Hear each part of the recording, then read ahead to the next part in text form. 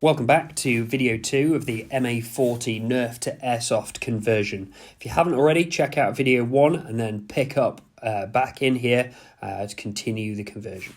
So now I've got the gearbox set in the shell. The next thing I'm going to do before I start adding in any of the epoxy putty type mounts, I'm going to kind of set the barrel and make sure that the airsoft barrel is right down the middle. So I've now built this together. So I've got the barrel, the hop unit, the hop rubber all together. I'm going to use the NERF barrel, the front end, and some other bits as well. So we need to kind of set this, put the hop unit on, get an idea where it's going to come to. So that's going to bolt there, that's going to sit there, and then this section will go through the middle. So where the barrel sits, I've probably got about that much, so let's mark that. Doesn't have to be super accurate, and then I'm going to go ahead and cut that. So we've cut the piece. Now we're going to pop that on there, thread that all the way through. Perfect.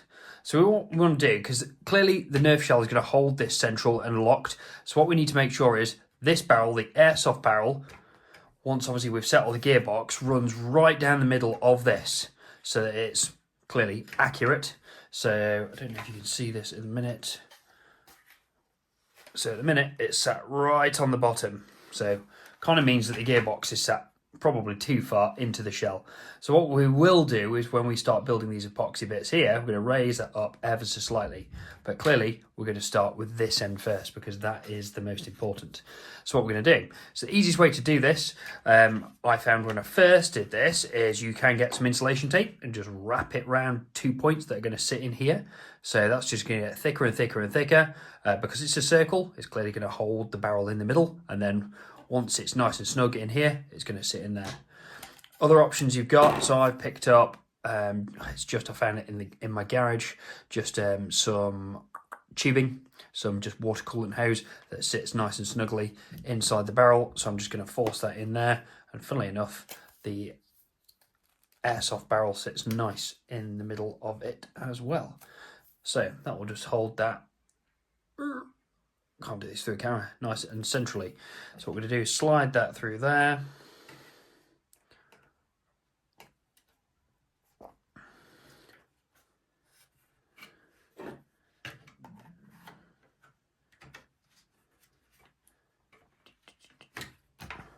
Perfect.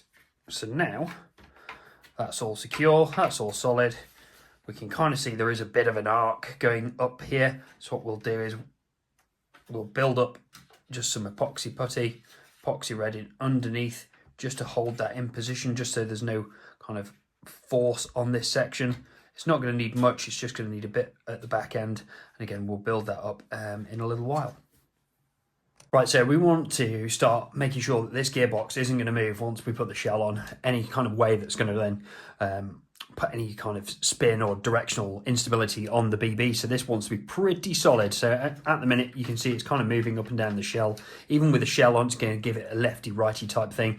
And obviously we don't want that to move. So as I kind of talked about earlier, what we're going to do is we're going to drop in some epoxy around here to kind of hold this in that position. And we're also going to put some around the back as well.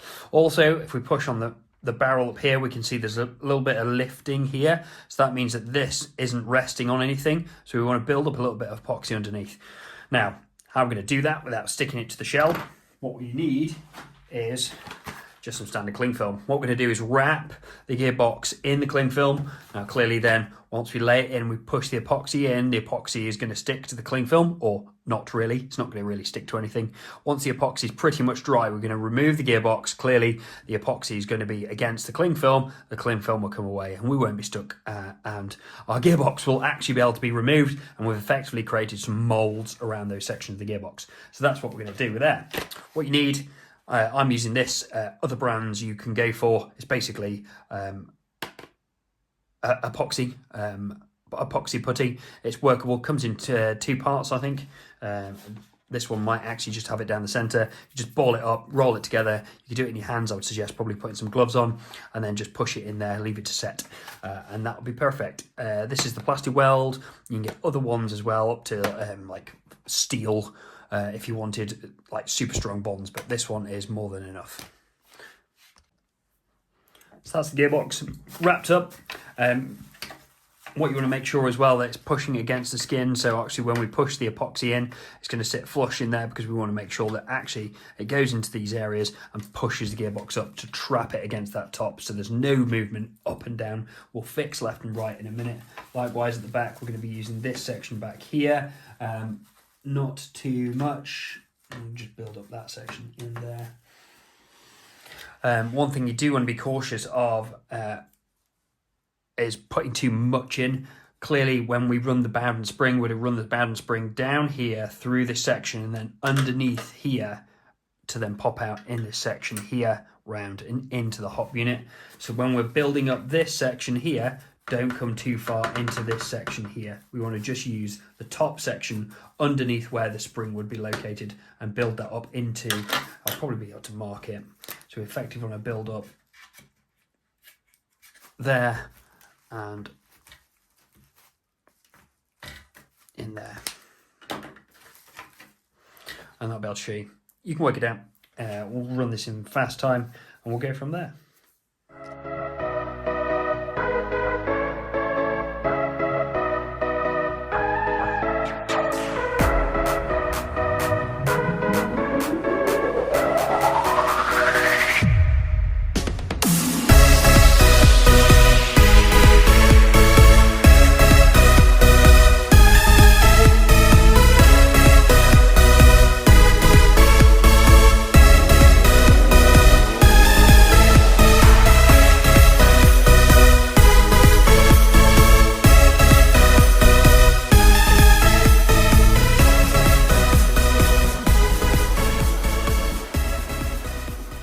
Okay, so that's us. We've built up this mount here. We're going to let that dry.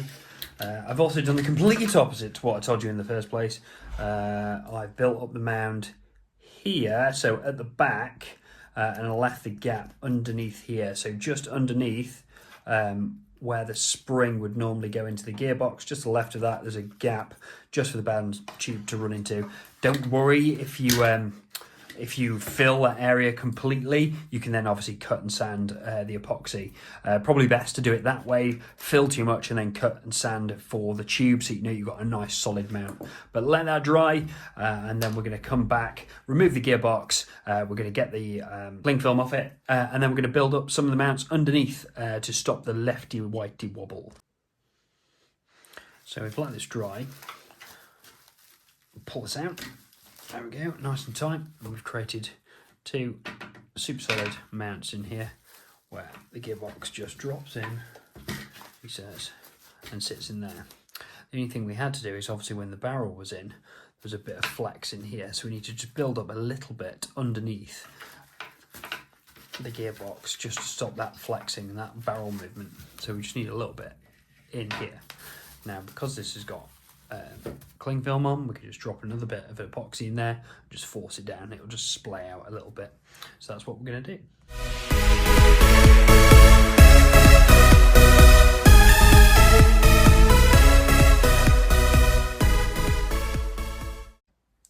Okay, the next thing we're going to do, we've obviously fitted the barrel, we've aligned the barrel, we're going to look to put the magwell adapter into the rear of the weapon. Now this is obviously integrating our bullpup design. We're going to sit this in here so that our magazine can then go into the back, snap in, he says, unable to do it, and obviously sit at the back and have a decent either high cap or mid cap type ammo capacity. One thing we will look at as well, because you're probably thinking, hold on, that's just going to have an M4 mag sticking out the back and it's not going to look like the Halo mag. So what we will do in the near future, it is on the way, and I'll do another separate part of the video. Funnily enough, you can see I've marked it up here already, is we're going to cut this down and integrate a small, it's the VN M16 short mag. That's what I did with the first one, and that will just mean that you've got a high capacity, probably 180 round magazine that looks very much like the original Halo rifle. And then obviously if you want to take it to the field and have a full day, then you can go back to your full up M4 mags. So here we're going to introduce this. Right, so let's go on with it. So we're going to cut off these lugs because clearly we don't need to lock this into a G36 shell. So we're going to cut these off, we're going to square it up. I'm going to cut these sections off as well, and then to get it to fit into this section, I'm probably going to take out some more of this webbing, which I probably should have done in the first place. What we're going to do is cut across from the bottom of here all the way till this section here.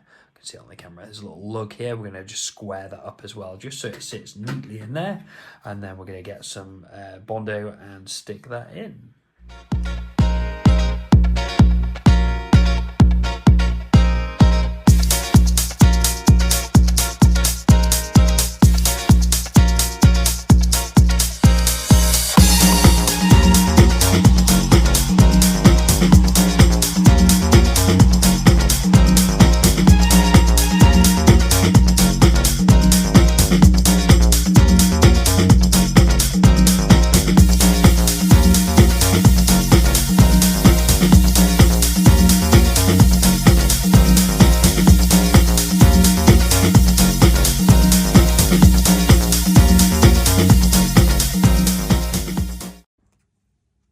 So here we go, we have squared up the magwell, we've cut all the kind of lugs off the front and the rear, we've squared this section up a little bit. It's clearly a bit raggedy at the moment, but we've kind of protected the mag runners in here. We're just going to take off and sand all these back in a little while, but just make sure that connects nicely in there, nice and solid.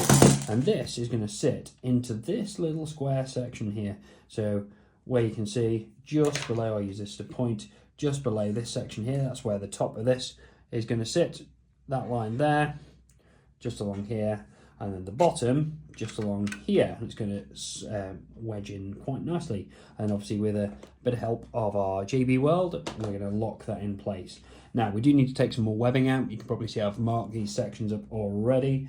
There's a section here, red lined. I'm just going to try and pick this up, move you a bit closer. What we need to be really careful of is you can see the little orange lugs where the case ejection port cover is on. We'll need to pop this off because we'll paint that later. But what we don't want to do is attack the bits of webbing, the tiny bits that locks onto. So taking out this section, this bit, down to the same line, keeping this bit, so don't go any lower than that, and that will just mean that we can stick that on. If you do go a bit too aggressive, obviously get this off, and you can always just glue it on afterwards at the end. But the idea is that it's going to be locked in place, and we'll still be able to get access to that. So I'm going to take these bits of webbing off, and I'll get back to you shortly.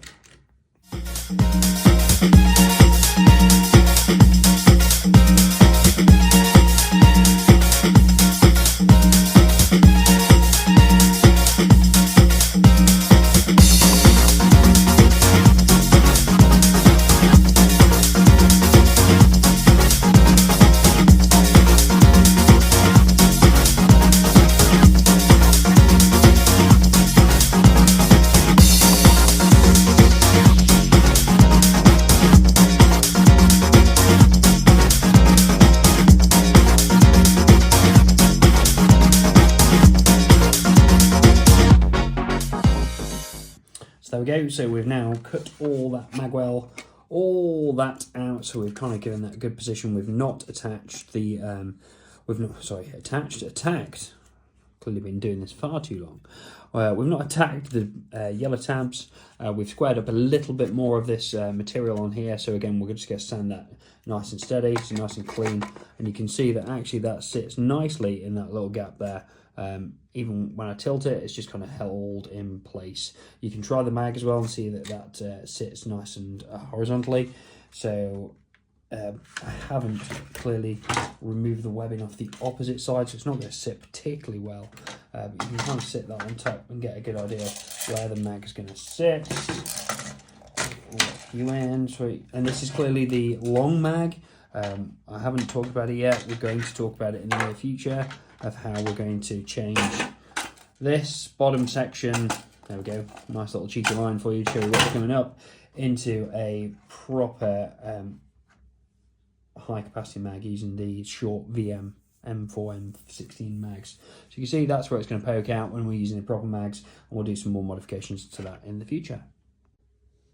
Now we've got our magwell adapter all set, cut and flush in there and sits nicely. We now need to do the opposite sides. We now need to get our Dremel on these bits of webbing. Thankfully it's a bit less to be able to get it to sit in there as well. So again, like we've done with all of the bits of webbing, moving it gently out of the way, just mark them up, just go, right, I'm going to take that one out, I'm going to take that one out, I'm going to take that one out as a starter for 10, all the way down to the bottom. Actually, how far do these come down to the runners? No, so they should be absolutely fine just going to those points there. We'll give those go. Then take it off, test it,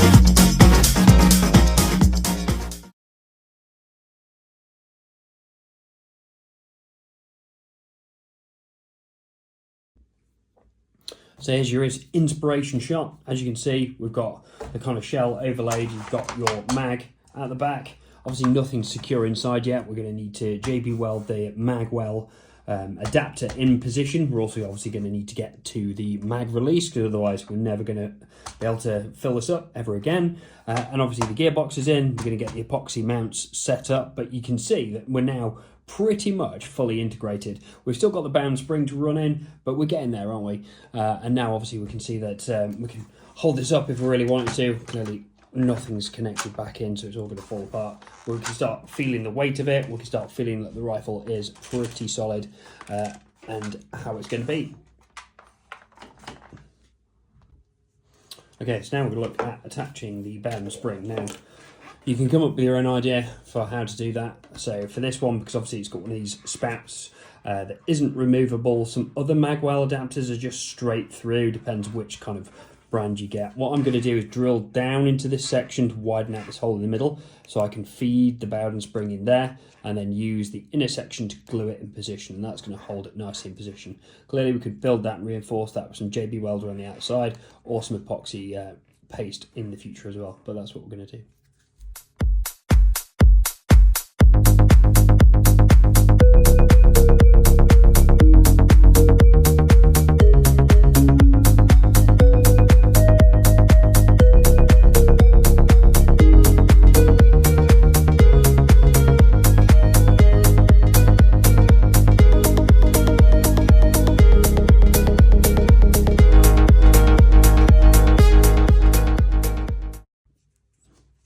Okay, so now we've drilled that section out, that should be wide enough.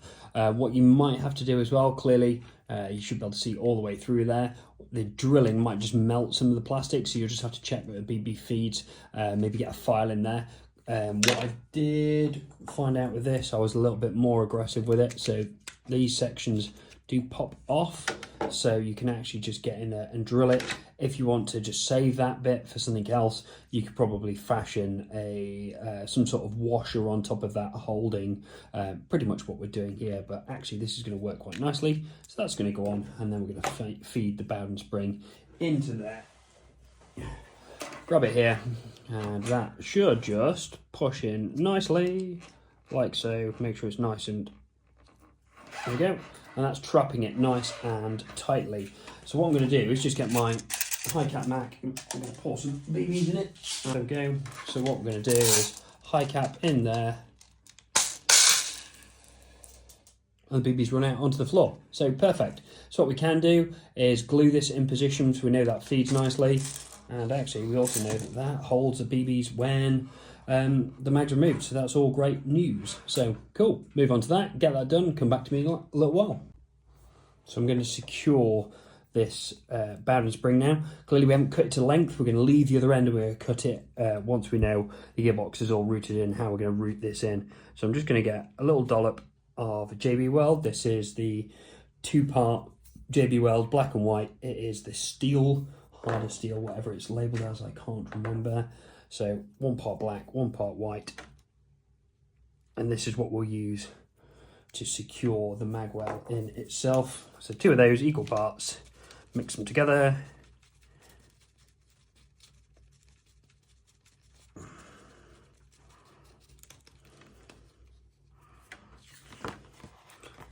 Make sure it's nice and mixed.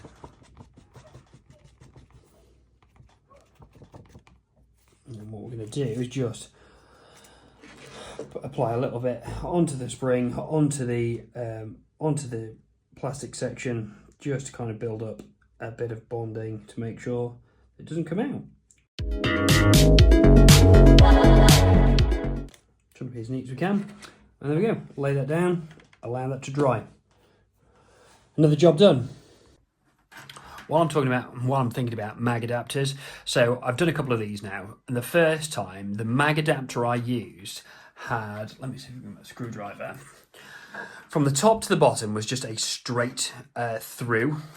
This one, and some of others I've seen, it just seems to depend which production batch you got off the production line, because JG build most of these. So some have got a kind of a swan neck, an S through it. Some are just straight.